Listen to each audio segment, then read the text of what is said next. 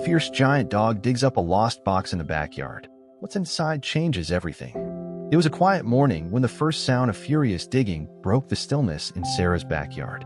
She glanced up from her coffee, peering out the window to see Max, her enormous Tibetan Mastiff, kicking up dirt with the intensity of a creature on a mission. His massive paws churned the ground, sending clumps of earth flying in every direction. "Max, what are you doing?" Sarah called, stepping outside. Her voice carried a mix of curiosity and mild exasperation.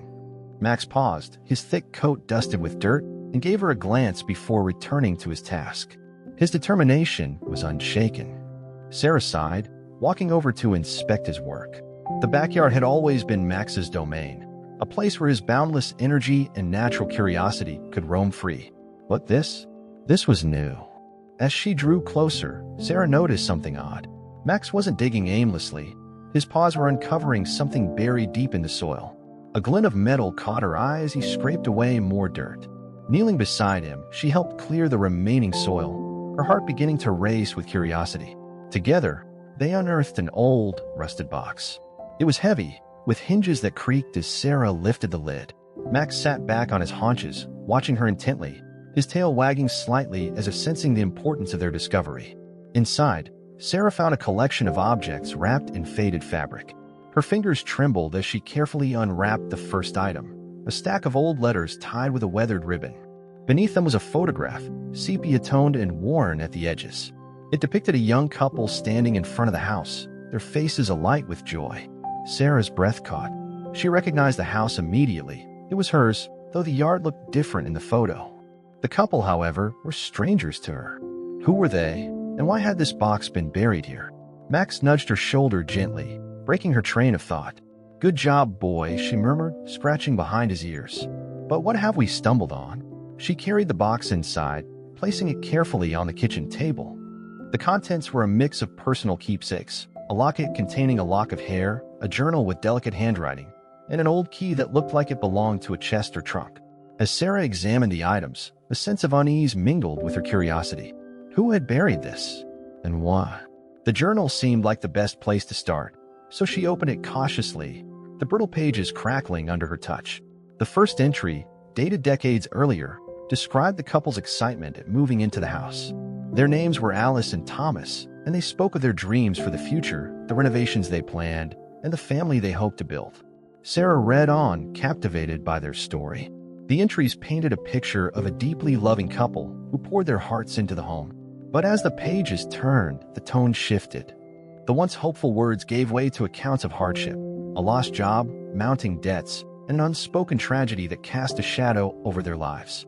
By the time Sarah reached the final entry, her hands were trembling. The words were scrawled in a shaky hand, the ink smudged as though written through tears. It spoke of a promise. "If we ever have to leave, I want this house to hold our memories. Whoever finds this box, please know that it was our haven, our love, and our story. Take care of it as we once did."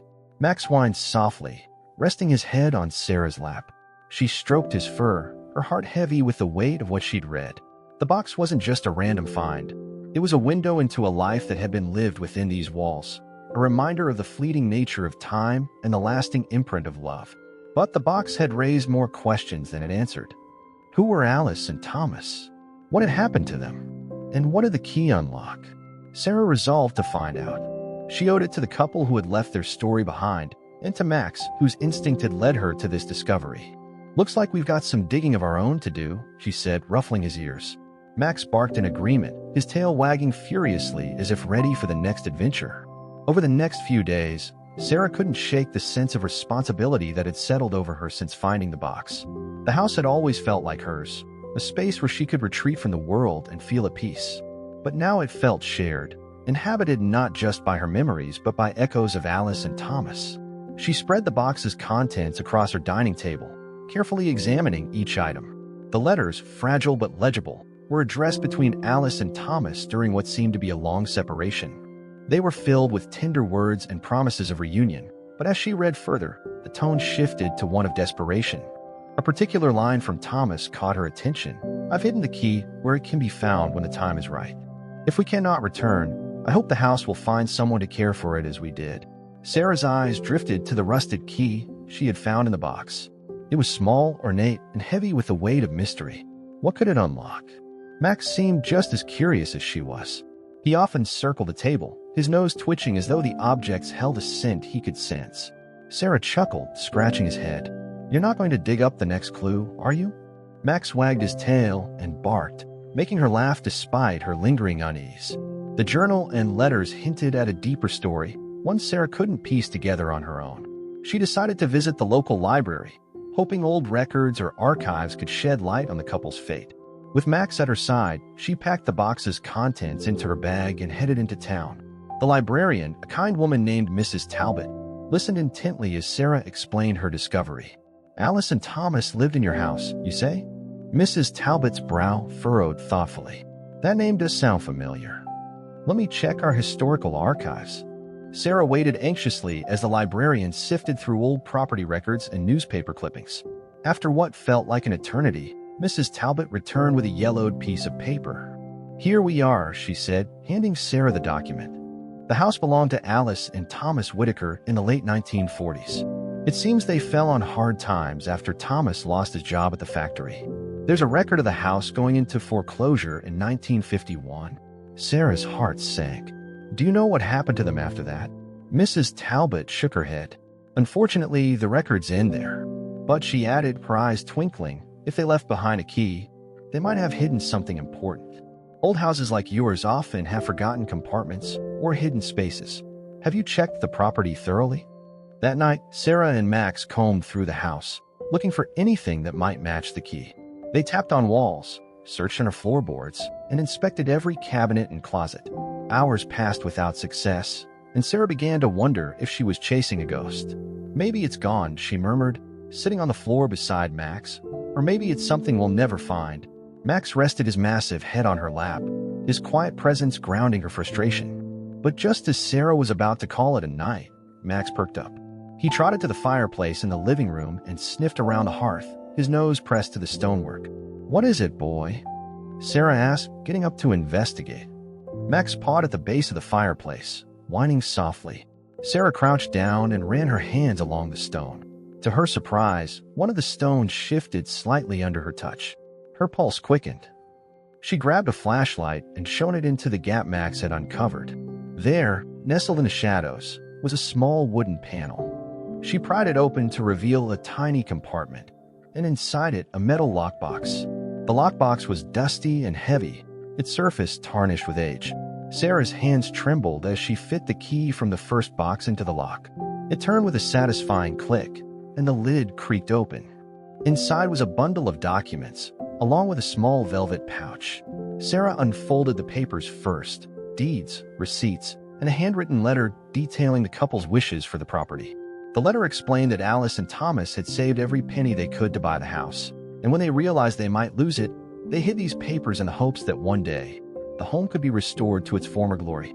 Tears welled in Sarah's eyes as she read their words. They had poured their lives into this house, and even when they couldn't keep it, they had wanted it to have a future. She opened the velvet pouch to find a simple gold ring, its surface smooth, except for the inscription inside, "Forever, no matter the time."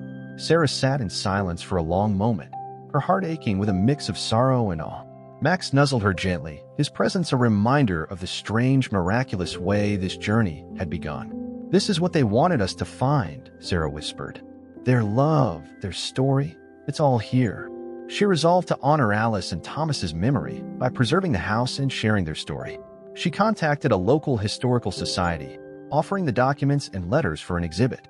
The ring she kept, placing it in a small frame on her mantle as a tribute to the couple who had made the house a home long before she had. Sarah's discovery marked the beginning of a journey that would change not just her life, but the way she saw her home and community. With the historical documents in hand, she reached out to the local historical society, hoping they could help her piece together the rest of Alice and Thomas's story. The society's director, an enthusiastic woman named Eleanor, was immediately captivated. "This is incredible," Eleanor said as she carefully examined the letters and deeds Sarah had brought. "We often hear about people losing their homes during that era, but it's rare to see such personal artifacts. These are treasures." Eleanor suggested creating an exhibit dedicated to Alice and Thomas, a way to preserve their memory and share their story with the community. Sarah agreed, feeling a profound sense of responsibility to honor the couple's legacy. As word spread about Sarah's discovery, neighbors and friends began stopping by to hear the story and offer their help. A retired carpenter volunteered to repair the worn-down portions of the house, preserving its historical charm. A local artist painted a portrait of Alice and Thomas based on the photograph Sarah had found in the box. The community rallied around the project, their collective effort breathing new life into the home. Max, of course, became a local hero. Children visiting the house would point to him and exclaim, "That's the dog who found the treasure." He seemed to revel in the attention, his tail wagging furiously whenever someone gave him a pat or a treat. The exhibit, titled Forever, No Matter the Time, the story of Alice and Thomas Whitaker, opened at the Historical Society a few months later. It featured the letters, journal, and artifacts from the lockbox, along with a timeline of the couple's life and the challenges they faced.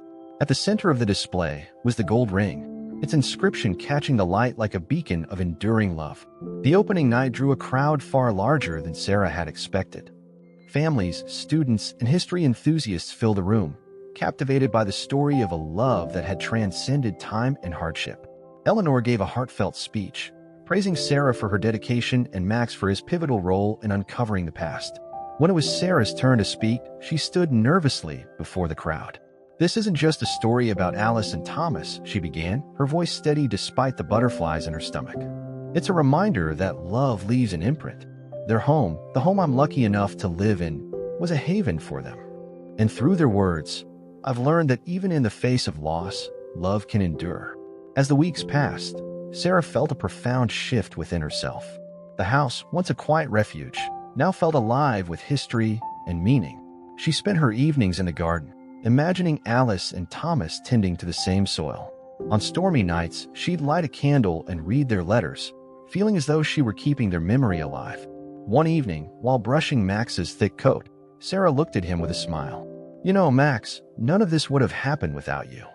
You knew there was something there, didn't you?" Max barked, his tail thumping against the floor, as if to say, "Of course I did." As the seasons changed, the house began to attract visitors. People who had heard about the discovery came to see the home, marveling at the way Sarah had preserved its history. She welcomed them warmly, sharing Alice and Thomas's story with pride. The house became more than just a place to live. It became a symbol of resilience, love, and the ways our lives can echo through time.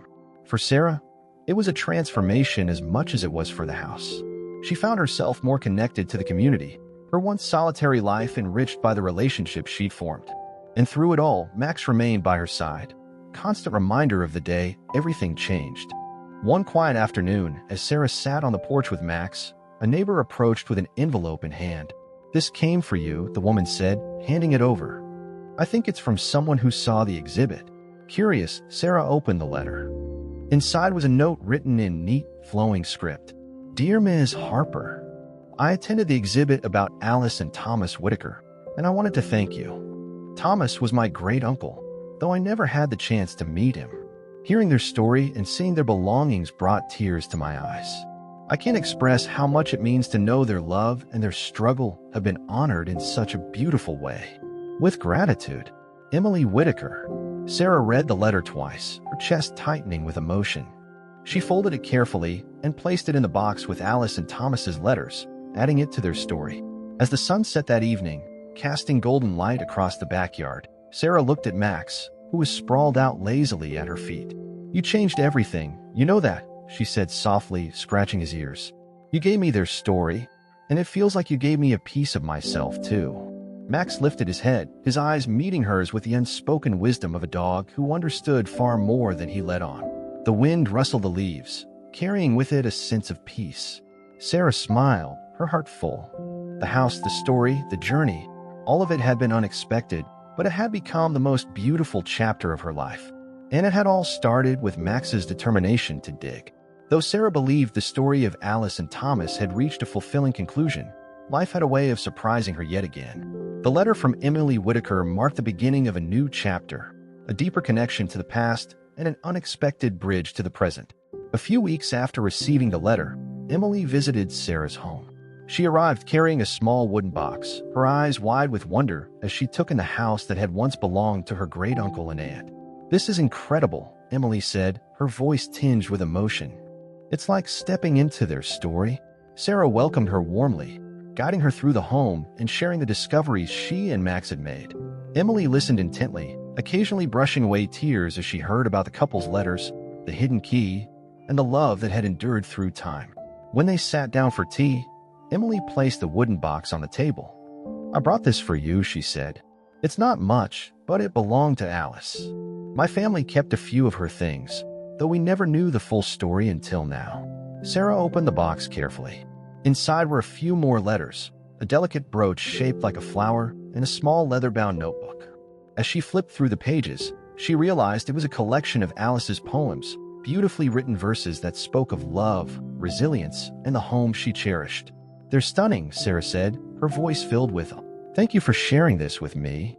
Emily smiled. "It feels right. You've done so much to honor them. I think Alice would have wanted you to have these." Over the following months, Emily and Sarah grew close, bound by their shared connection to the Whitakers. Together, they worked to expand the exhibit at the Historical Society, incorporating Alice's poems and the new artifacts Emily had provided. They also began hosting small gatherings at the house, inviting people to share their own stories of love, loss, and resilience. Max became a favorite among visitors, his friendly demeanor and role as the digging detective earning him endless praise.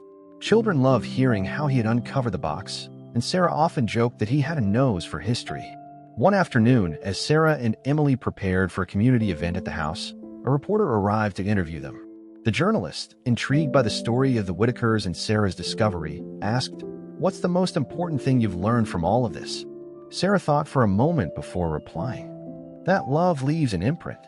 Alice and Thomas may be gone, but their love remains, through their words, their memories, and the home they created. And I think we all carry that potential to leave something behind that matters." Emily nodded, adding, "It's also about connection. This house brought us together, and it's brought so many others into its story. That's the real legacy." As the years passed, Sarah's home became a cherished landmark in the community, a place where history and heart converged. The story of Alice and Thomas continued to inspire visitors, reminding them of the power of love and resilience. Sarah often found herself reflecting on how much her life had changed since the day Max started digging. What had begun as a simple curiosity had blossomed into something far greater, a purpose, a family, and a legacy that would endure long after her time. And though the story had grown far beyond her backyard, it always came back to the same place, Max standing proudly over the patch of earth where he had unearthed the past and changed everything. One quiet evening, as the sun dipped below the horizon, Sarah sat on the porch with Max by her side. She looked out at the yard, now filled with vibrant flowers and a small plaque that read, "In memory of Alice and Thomas Whitaker, whose love built a home that time could not erase. Discovered by Max, the dog who reminded us to dig for the stories that matter." She turned to Max, his wise eyes meeting hers. "You knew, didn't you?" she said softly, scratching his ears. "You always know." Max thumped his tail against the porch, his quiet contentment saying everything she needed to hear.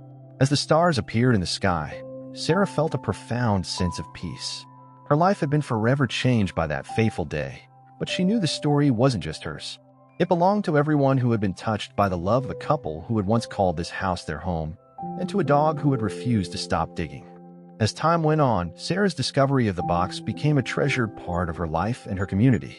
Her home, now lovingly referred to as the Whitaker Legacy House, grew into a place where people came to connect with history, share stories, and find inspiration. The story of Alice, Thomas, and Max, the dog who started it all, touched everyone who visited. Sarah and Emily, now close friends, worked together to expand the story's reach. Emily, inspired by her great-aunt Alice's poetry, started a community writing group that met in the house. They invited locals to share their own stories of love, resilience, and history. Sarah enjoyed seeing the house come alive, filled with laughter and conversations that echoed the love Alice and Thomas had left behind. Max, Sarah's loyal companion, became a beloved figure at the house. Visitors adored him, especially the children, who called him a hero for uncovering the box. Max relished the attention, always wagging his tail and greeting guests with his gentle, friendly nature. One autumn morning, Max began sniffing around the backyard near an old oak tree. Sarah laughed, teasing him about finding another treasure. But as Max started pawing at the ground, Sarah decided to help. Together, They unearthed a small metal plaque embedded in the earth. The message, written in elegant script, read, "For those who find this home, may it bring you the peace and love we once knew here, forever. Alice and Thomas." Sarah sat back, holding the plaque in her hands, her heart full. It was as though Alice and Thomas had left one final message for her, and for everyone who would live in the home they had cherished. News of the plaque reignited the community's love for the Whitaker story. Sarah and Emily hosted a gathering to share the discovery, inviting neighbors and friends to reflect on the legacy of the house. People spoke about how the story had inspired them to reconnect with their loved ones and to treasure the little moments in life. A young girl, clutching a notebook of poems, stood up and said, "I want to write stories like Alice did, stories that people will remember." Sarah was deeply moved. Alice and Thomas's story wasn't just about the past. It had become a beacon for the future. Years passed, and as Max grew older, his energy waned. Sarah made sure his days were filled with love and comfort. One quiet evening, as the sun set over the garden, Max lay beside Sarah on the porch, resting his head on her lap. She stroked his fur, whispering, "You've given me more than I could ever repay. This life, this story, it's all because of you." Max wagged his tail softly, his wise eyes meeting hers as if to say, "You're welcome." When Max passed, the entire community mourned him. They planted an oak tree in his honor in the garden and placed a simple stone beneath it. Max, the guardian of stories, who unearthed a legacy of love and connection, forever in our hearts. Though Max was gone, his legacy lived on. Sarah and Emily continued to share the Whitaker story and collected new ones from visitors who came to the house. The home became a symbol of resilience, love, and the enduring power of connection. One evening, as Sarah walked through the garden, she paused by Max's tree. The breeze rustled the leaves, and she closed her eyes. For a moment, she felt as though she could hear Max's paws on the grass and the laughter of Alice and Thomas. Her heart swelled with gratitude for the unexpected journey that had started with a dog's determination to dig. And though the house and its story would continue to grow and change, Sarah knew one thing would remain constant: the love that had built it and the connections it inspired. Though the Whitaker story seemed complete, life at the house continued to bring new surprises, deepening Sarah's connection to the home, her community, and the legacy that had begun with Max's discovery. One spring morning, as Sarah tended to the garden, Emily arrived carrying an old leather-bound book she'd found in her family's attic. "I think you'll want to see this," Emily said, handing it to Sarah. Sarah opened the book carefully, the scent of aged paper wafting up. Inside were detailed sketches of the house, along with notes in Thomas's handwriting. It appeared to be his personal journal, filled with plans for renovations, ideas for the garden, and dreams for the family he and Alice had hoped to build. "I can't believe this," Sarah said, her voice full of awe. "It's like another piece of their story." Emily smiled. "I thought it might feel that way. It's amazing how much he poured into this house." As Sarah flipped through the pages, she noticed something odd, a sketch of a room that didn't exist in the current layout of the house. The drawing showed a small hidden space behind the fireplace in the living room. "Do you think it could still be there?" Emily asked, leaning over Sarah's shoulder. "I guess there's only one way to find out," Sarah replied, excitement sparking in her chest. With help from a local carpenter, Sarah and Emily carefully examined the fireplace. After some exploration, they found what appeared to be a false panel in the stonework. It took some effort, but they managed to pry it open, revealing a narrow compartment. Inside was a small wooden box, wrapped in a faded cloth. Sarah's hands trembled as she lifted it out and opened it. Inside were more letters, this time addressed to a child. "They must have written these for the family they hoped to have," Sarah said softly, her voice catching. The letters were filled with messages of love and advice, along with stories about the house and its importance to Alice and Thomas. One line stood out: "If you ever find this, know that this house is more than walls and a roof. It is a place of love, built to hold the dreams of those who live here." The discovery of the hidden room and the letters brought new life to the Whitaker story. The community was thrilled, and more visitors than ever came to the house to learn about its history. The letters became part of the historical exhibit, adding another layer to the legacy of Alice and Thomas. For Sarah, the discovery felt like a personal gift, a reminder that the story wasn't just about the past, but about how love and connection could ripple forward into the present and future. As the years passed, the Whitaker Legacy House became a permanent fixture in the community, a place where people came to reflect, connect, and celebrate the enduring power of love. Sarah continued to care for the house and its garden, welcoming new friends and visitors into its story. Though Max was no longer with her, his spirit remained a constant presence. Every time she walked through the garden or shared the story of the house, she felt his quiet guidance, as if he were still by her side. One day, as Sarah sat on the porch watching the sunset, she thought about how much her life had changed since that fateful morning when Max had begun to dig. What had started as a simple backyard discovery had grown into something extraordinary, a legacy of love and connection that would outlast her, Alice, Thomas, and even Max. And as the first stars appeared in the sky, Sarah smiled, knowing that the story of the Whitaker Legacy House was far from over. It would continue to grow, carried forward by the people who came to it, drawn by the same sense of wonder and belonging that had captured her heart so many years ago. As time went on, the Whitaker Legacy House became more than a historical landmark. It became a cornerstone of the community. But one summer, an unexpected threat cast a shadow over everything Sarah and Emily had worked so hard to preserve. It began with a letter from a property developer, neatly printed on heavy paper and marked with the seal of a major corporation.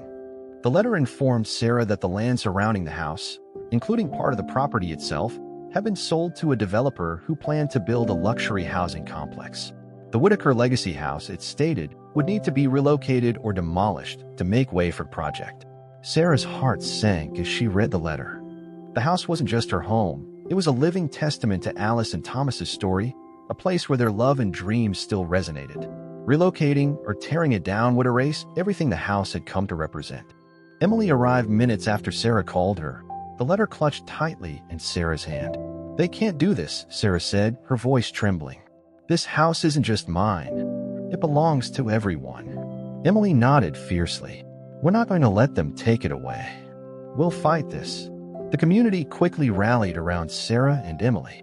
Neighbors, friends, and visitors gathered to protest the development, holding signs that read, "Save the Whitaker House" and "History Matters."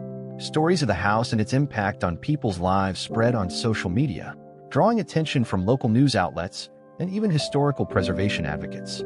But the developers were unyielding. They filed paperwork to expedite the project, citing economic benefits and downplaying the house's historical significance.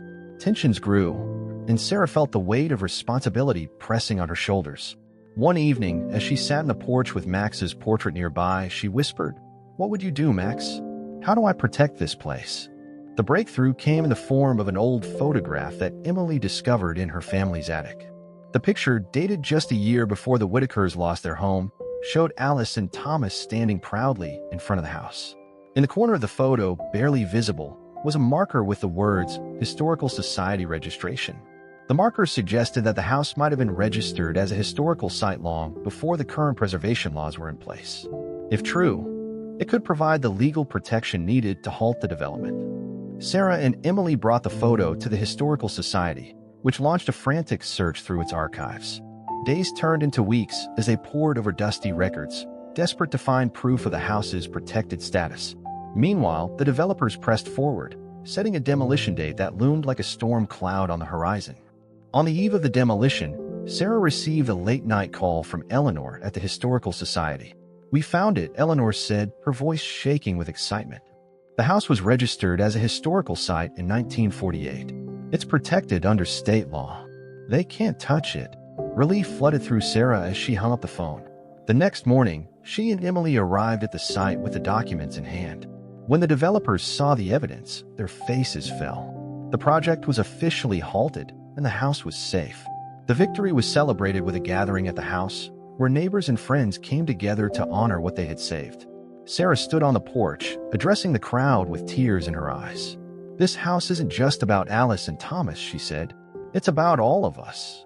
It's a reminder that love, history, and connection matter more than progress that erases what came before. Thank you for standing with me, for standing with them."